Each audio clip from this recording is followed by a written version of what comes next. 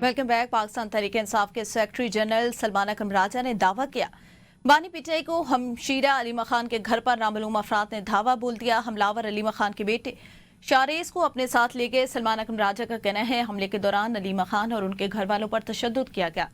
ये वाकया काबिल मुज़म्मत है और पार्टी इस हमले की शदीद अल्फाज में मुज़म्मत करती है।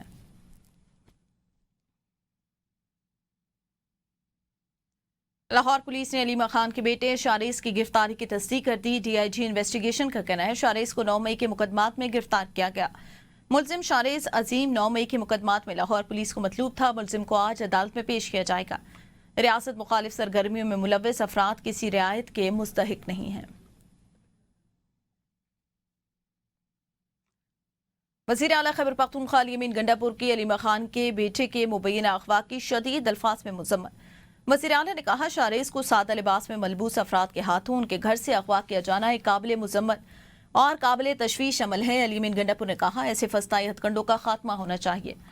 उन्होंने मजीद कहा अलीमा खान की बेटी की फौरी रिहाई का मुतालबा करता हूँ। वज़ीर आज़म के सियासी मुशीर राना सनाउल्लाह कहते हैं किसी भी मुकदमे में रिलीफ मिलना और बुरी रिलीफ होता है। पीटीआई अदालतों से रिलीफ न मिलने पर यही रवैया रखा करे। राना सनाउल्लाह का कहना था अगर इन केसेस में बानी पीटीआई को सजा हुई तो सलमान अकरम राजा बिल्कुल अलग बात करेंगे। राना सनाउल्लाह का मजीद कहना था यह कहना दुरुस्त नहीं कि जमानत हो गई तो केस खत्म हो गया। पीटीआई इस फैसले पर खुश है तो ये बाइस इत्मीनान है। 190 मिलियन पाउंड केस शवाहिद के एतबार से बहुत मजबूत केस है। जिन लोगों को 9 मई में सजाएं हुई उनकी भी जमानतें हो चुकी थी। कौमी डायलॉग की बात वही है जो नवाज शरीफ ने मीनार पाकिस्तान पर की थे। सदर मुमलिकत आसिफ अली जरदारी से चीनी वजीर खारजा वांग जी की मुलाकात। दोनों रहनुमाओं ने दो तरफा ताल्लुकात समेत इलाकाई सूरत हाल पर बातचीत की। सदर मुमलिकत की जानिब से बीजिंग और गांसू में सैलाब से जानी नुकसान पर इज़हार अफसोस किया गया। सदर आसिफ जरदारी ने कहा पाकिस्तान और चीन आजमूदा दोस्त और हर मौसम के शराकतदार हैं। सीपैक पाकिस्तान और चीन के मुश्तरका मुस्तकबिल की अलामत है। चीन के साथ दोस्ती पाकिस्तान की खारजा पॉलिसी का बुनियादी जुज़। चीन ने हमेशा पाकिस्तान की खुद मुख्तारी और तरक्की में मदद की। सदर मुमलिकत आसिफ अली जरदारी से चीनी वजीर खारजा वांग जी की मुलाकात। पाकिस्तान और चीन आजमूदा दोस्त और हर मौसम के शराकतदार हैं। आसिफ अली जरदारी का कहना था कि चीन के साथ दोस्ती पाकिस्तान की खारजा पॉलिसी का बुनियादी जुज़्व है। वज़ीर आज़म शहबाज शरीफ से भी चीन के वज़ीर खारजा वांग जी ने वज़ीर आज़म हाउस में मुलाकात की। दो तरफा ताल्लुकात, इलाकाई और आलमी अमूर और बाहमी ताउन के मुख्तलिफ पहलुओं पर तबादला ख्याल किया गया। मुलाकात में नायब वज़ीर आज़म इसहाक डार, army chief general Syed Asim Munir और काबीना के सीनियर अरकान भी शरीक थे। वज़ीर आज़म शहबाज शरीफ ने कहा पाकिस्तान की खुद मुख्तारी और तरक्की में चीन का किरदार काबिल सताइश है। चीन के साथ स्ट्रेटेजिक शराकतदारी को मजीद मजबूत बनाएंगे। वज़ीर आज़म शहबाज शरीफ ने सदर शी जिनपिंग की विजनरी क़यादत को खराज तहसीन पेश किया।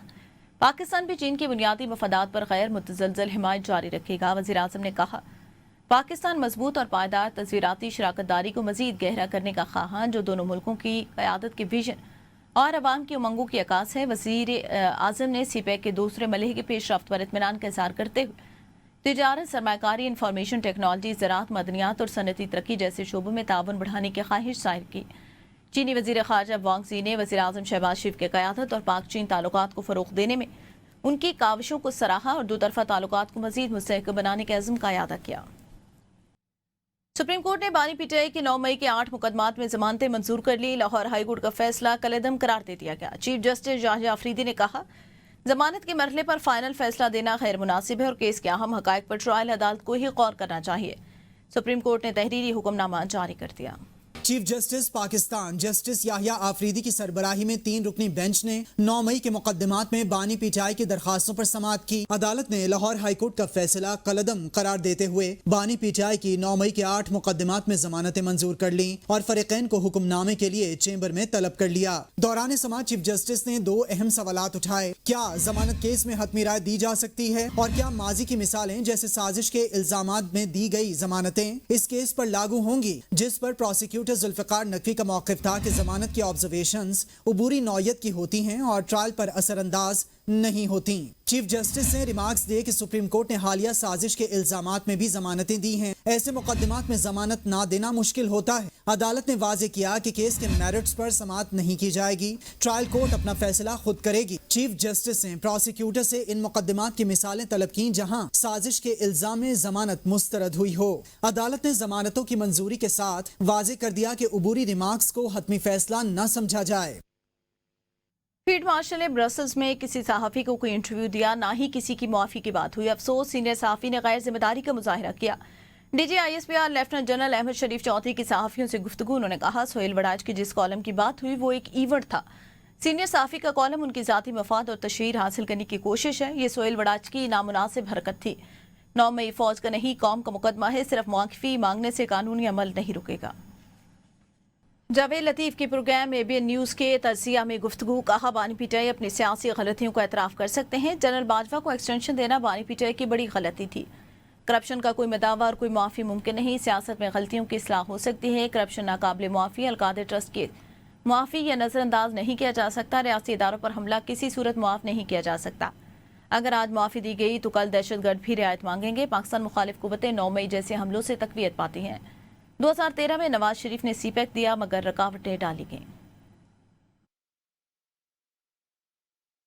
آپ 9-10 مئی کو ایک حملہ کرتے ہیں، ایک ریاستی اداروں پہ حملہ کرتے ہیں، اگر کوئی سیاست میں غلطیاں ہوتی ہیں اس کا تو مداوع ہے، القادر ٹرسٹ کا مداوع نہیں ہے۔ نواز شریف کو ہٹایا گیا، ٹرم پوری نہ کرنے دی گئی، 2013 میں آئے تو انہوں نے سی پیک دیا۔ اگر تو عمران خان آج یہ بات کریں کہ جو وہ ایک پیج تھا، جو ایک پیج پھٹا اور پھر 2022 کے وقت عدم اعتماد ہوا، تو آپ کہہ سکتے ہیں جی میری غلطیاں تھیں۔ جنرل باجوہ کو ایکسٹینشن تا یاد دینے کا جو کہا وہ بھی غلط تھا۔ سعودی عرب کے دارالحکومت ریاض میں پاکستان رائٹر کلب کے زیر اہتمام پاکستان کے 78ویں یوم آزادی کے موقع پر مقامی ہوٹل میں رنگا رنگ تقریب سجائی گئی، جس میں کمیونٹی کے مردوں خواتین سمیت نوجوان طلبہ و طالبات نے ملی جوش و جذبے کے ساتھ شرکت کی ہے۔ تقریب کے مہمان خصوصی سفارت خانہ پاکستان کے ویلفیئر اتاشی نجم ثاقب نے تقریب سے خطاب کرتے ہوئے کہا 14 اگست محض ایک تاریخ نہیں بلکہ یہ اس سے کہیں بڑھ کر پاکستانی قوم کی لچک، حوصلے اور آزادی کے لیے غیر متزلزل عزم کی علامت ہے۔